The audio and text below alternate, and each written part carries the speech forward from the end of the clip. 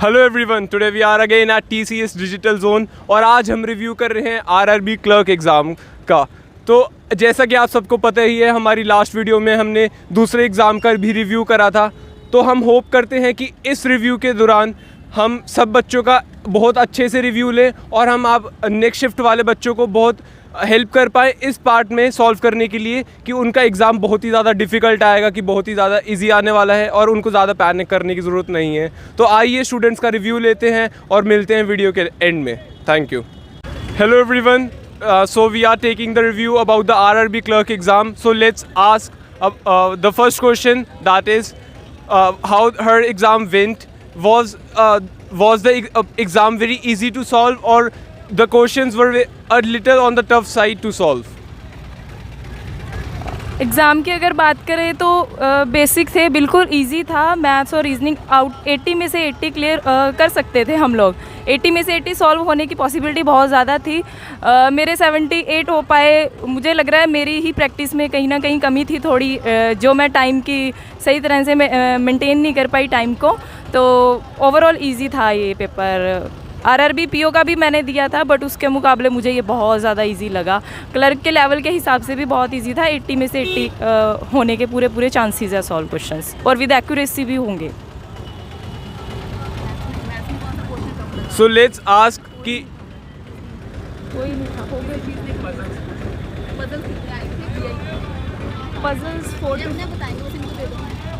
Four to 5 puzzles आए थे। Overall easy थे, इतने टफ नहीं थे। भी पजल्स हमारे नहीं होंगे। तो मैथ्स में भी बेसिक थे सारे क्वेश्चंस, कोई टफ पोर्शन मुझे तो लगा नहीं।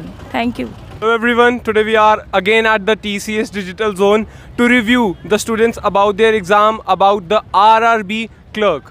So let's review our first student. Let's talk about how her exam went and what are her views about the exam. Was the exam very difficult or was it normal and easy to solve? Let's start. तो आइए इनसे पूछते हैं, what's her name? My name is Nisha. Exam were very easy and but time problem. Speed की थोड़ी सी problem आ रही थी, बाकी ऑल ओवर इजी था।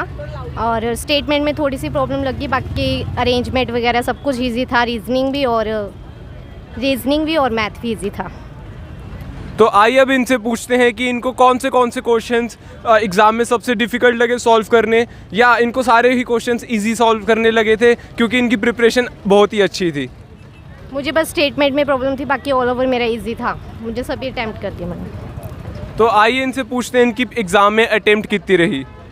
मेरी 65 प्लस है। Well done. तो आइए हम मूव करते हैं नेक्स्ट स्टूडेंट की तरफ। And thank you ma'am.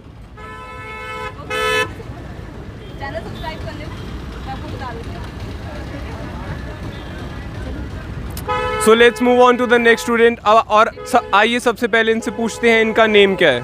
Kuldeep Singh my name is. तो आइए इनसे पूछते हैं कि इनकी एग्ज़ाम में अटेम्प्ट कितनी रही और इनकी प्रिपरेशन एग्ज़ाम की किस हिसाब से थी। बहुत अच्छी रही, हमने 60 प्लस किए थे, तो इजी पेपर आ रहा है।